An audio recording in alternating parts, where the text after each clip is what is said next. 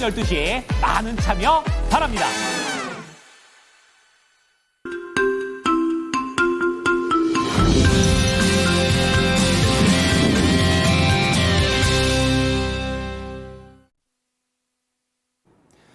지난 한 주 동안 뉴욕 증시는 그동안의 하락을 회복하는 모습을 보였습니다. 하지만 내부적으로는 아직까지도 악재들이 이어져 가고 있는 모습이라 조금 더 경계감을 이어가야 할 부분도 있습니다. 자, 그런 가운데 개장 전 보셔야 될 뉴스들 좀 더 체크를 해보도록 하겠는데요. 첫 번째는 반도체 쪽이 되겠습니다. SK 하이닉스와 한미 반도체와 관련된 TC 본더 다시 한번 발주 쪽으로 자리를 잡게 되면서 긍정적인 방향성 나오고 있고요. 이제 그런 가운데 두 번째로 이제 팔로우업 되어 있는 그런 내용이 되겠는데요. 호반 쪽에서 한진칼과 관련된 교환사채 얘기들이 있었습니다. 추가적인 내용들 점검을 해보고요. 마지막으로 에너지 쪽에서 정책이 이어져 가고 있는데요. 원전을 늘려야 되는 것과 재생에너지 다시 한번 격돌하고 있습니다. 관련된 내용들 정수지 캐스터가 전해드립니다. 모닝뉴스입니다. 금요일 장 마감 뒤부터 월요일 개장 전까지 중요한 뉴스들 체크해 보겠습니다. 먼저 6가지 헤드라인입니다. 제이미슨 그리엄 미국 무역대표부 대표가 국내 조선업계 대표들을 잇따라 만났습니다. 한미반도체와 하나세미텍이 나란히 SK 하이닉스와 TC본더 추가 공급 계약을 체결했습니다. 고병원성 조류 인플루엔자 발생으로 브라질산 닭고기 수입을 중단하는 국가가 늘어나고 있습니다. 호반그룹에 맞선 LS그룹과 한진그룹의 연대가 가시화하고 있습니다. 피부 미용 제품을 생산하는 국내 주요 기업의 매출이 빠르게 늘고 있습니다. 대선 후보 TV토론에서 김문수 후보와 이재명 후보가 원자력 발전 정책을 두고 충돌했습니다. 첫 번째 뉴스입니다. 제이미슨 그리엄 미국 무역대표부 대표가 국내 조선업계 대표들을 잇따라 만났습니다. 에이펙 통상장관회의를 위해 제주를 찾은 그리어 대표는 16일 HD 현대 정기선 수석 부회장과 하나오션 김희철 대표와 조선업 협력 방안에 대해서 논의했습니다. 국내 조선업계가 미국 무역대표부 대표와 공식적으로 만난 건 이번이 처음입니다. 정 수석 부회장은 공동 기술 개발과 선박 건조 등을 제시하면서 한미 양국 간의 조선업 협력의 확대 필요성을 강조했습니다. 김 대표는 미국 내 조선 생산 기반 확대와 기술 이전 방향을 중심으로 공급망 안정을 위한 전략을 설명했습니다. 미국 통상협상 대표와 함께 국내 조선업계의 만남은 미국 측의 요청에 따른 것으로 전해졌는데요. 조선업 협력은 한미 관세 협상의 지렛대가 될 것이라는 전망이 나오고 있습니다. 앞으로의 흐름까지 조선주 뉴스와 함께 체크해 보시면 좋을 것 같습니다. 두 번째 뉴스입니다.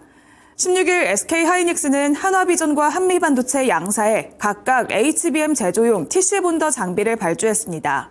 한미반도체는 428억 원, 하나세미텍은 385억 원 규모로 각각 10대 초중반 수준 발주한 것으로 관측됩니다.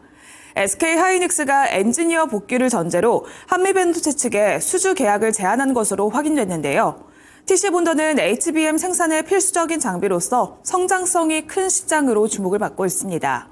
최근 TC본더 다변화 전략을 놓고 SK 하이닉스와 한미 반도체 간의 갈등이 깊어지기도 했지만 합의점을 찾아내면서 관련 생태계 모두 불확실성을 어느 정도 제거했다는 평가가 나오고 있습니다. 전거래일 장 마감 후에서 애프터마켓에서는 이 소식들로 관련주들이 주목을 받았는데요. 앞으로의 흐름까지 체크해 보시길 바랍니다. 세 번째 뉴스입니다. 전 세계 최대 가금류 수출국인 브라질의 상업용 양계장에서 고병원성 조류 인플루엔자가 발생해 우리 정부가 브라질산 닭고기 수입을 전면 차단했습니다. 식품부는 17일 브라질산 종란과 식용란, 병아리와 닭고기 등 가금육과 관련 생산물의 국내 수입을 지난 15일 선적분부터 전면 금지한다고 밝혔습니다. 우리나라의 경우에는 냉동 닭고기의 수입 대부분을 브라질산에 의존하고 있는데요. 국내 닭고기 가격 상승이 우려되고 있습니다. 지난해 한국의 전체 닭고기 수입량 중에서 88% 정도를 차지하고 있는데요. 앞으로 브라질에서는 이렇게 수입이 전면 차단되면서 정부는 국내 공급 확대를 추진하겠다고도 밝혔습니다. 6개 관련주로는 하림과 마니커, 마니커 FNG, 교촌 FNB들을 볼 수가 있습니다. 앞으로의 흐름까지 체크해 보시길 바랍니다. 네 번째 뉴스입니다. 호반그룹에 맞선 LS그룹과 한진그룹의 연대가 가시화하고 있습니다. LS는 16일 부채 상환자금 마련을 위해서 대한항공을 대상으로 650억 원 규모의 교환사채를 발행한다고 공시했습니다. 이번 교환사채는 LS가 자사주로 보유한 보통주를 활용한 건데 업계에서는 한진과 LS의 이번 업무 협약을 호반그룹에 대항하는 반호반 동맹의 성격으로 보고 있습니다. 상호 지분 인수 등 공동 대응을 위한 포석으로 해석하고 있는데요.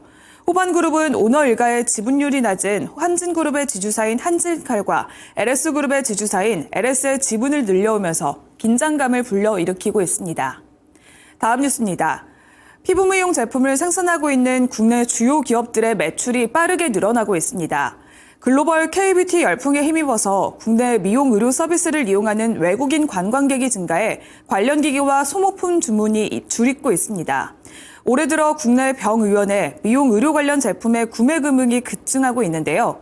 클래시스 제품의 신용카드 결제 금액은 지난달 병의원 전용 몰 기준으로 113억 원을 기록했습니다. 지난해 4월보다 126% 증가했는데요. 고주파 리프팅 기기를 제조하고 있는 제이시스 메디칼은 1년 사이 194%, 원택도 전년 대비 26% 증가했습니다. 해외와 국내 수요가 동반 증가하면서 미용 의료기업들의 주가 역시 랠리를 보이고 있는데요. 이 중에서는 클래시스의 최근 주가 흐름 살펴보도록 하겠습니다. 1분기 사상 최대 실적을 달성한 클래시스입니다. 하지만 호실적을 발표하면서 외국인과 기관 투자자들이 단기 차익 실현에 나선 것으로 풀이됐는데요. 또한 지난 16일에는 최대 주주인 베인캐피탈의 블록딜 소식이 나오기도 했습니다. 클래시스는 비수기임에도 불구하고 1분기에는 사상 최대 매출과 함께 영업이익을 기록했습니다. 이루다와의 합병 시너지도 예상보다 빠르게 나타나고 있고 하반기에는 차세대 마이크로 니들 신제품을 출시하겠다고 밝히면서 또다시 고성장을 기대하고 있는데요. 실적과 모멘텀을 보유하고 있는 클래시스 다시 반등할 수 있을지 주시해 보시길 바랍니다. 다음 뉴스입니다. 원자력 발전 정책을 두고 김문수 국민의힘 대선 후보와 이재명 더불어민주당 대선 후보가 맞붙었습니다. 김 후보는 문재인 전 대통령 시정 탈원적 정책이 잘못됐다고 생각하냐고 묻고 이 후보는 원전이 필요하냐 아니냐로 일도 양단으로 판단할 수는 없다고 했습니다. 첫 TV 토론회에서 에너지 정책이 문제가 된 건데요. 김문수 후보는 문재인 정부의 탈원전 정책으로 국내 원전 기술이 위축됐다며 AI 세계 3대 강국이 되려면 전력이 필요하고 원전 없이는 불가능하다고 말했습니다.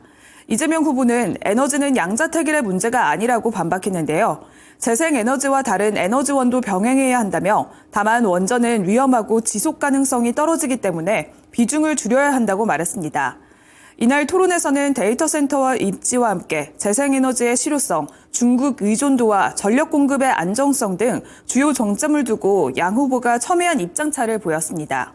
각 후보는 지역 특성과 글로벌 기준, 에너지 믹스의 현실성을 놓고 맞섰는데요.